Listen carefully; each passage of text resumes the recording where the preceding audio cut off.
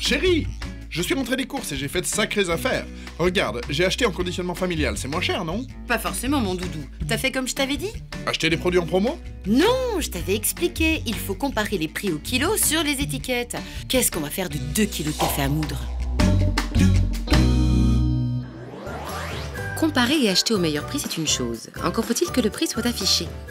Pourtant, sachez qu'en matière d'affichage sur les produits alimentaires, la réglementation impose à l'ensemble des commerçants de mentionner le prix au kilo ou au litre pour que les consommateurs puissent comparer les prix facilement.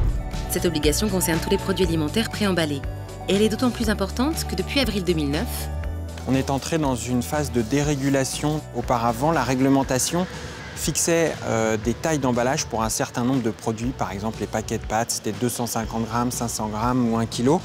Et ces règles ont été supprimées au niveau européen. La conséquence de cette dérégulation des formats d'emballage, c'est que les professionnels ont pu réduire la quantité de produits sans faire baisser les prix. D'où l'importance de vous attarder sur le prix à l'unité de mesure. Car c'est vraiment là que vous aurez la bonne information pour comparer et trouver le juste prix. Un réflexe qui vous mettra également à l'abri de certains pièges.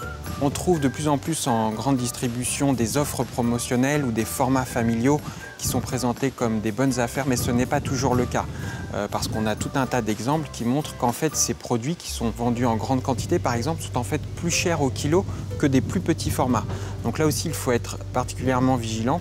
Les commerçants ont l'obligation d'indiquer le prix à l'unité de mesure, au litre ou au kilo, pour les produits préemballés alimentaires. Pensez à toujours comparer les prix en fonction du poids ou de la quantité indiquée. Et méfiez-vous des produits grand format, car ils ne sont pas forcément moins chers. Chérie, tu vas être contente, cette semaine, la promo c'était sur les crevettes roses, et j'en ai pris 40 barquettes.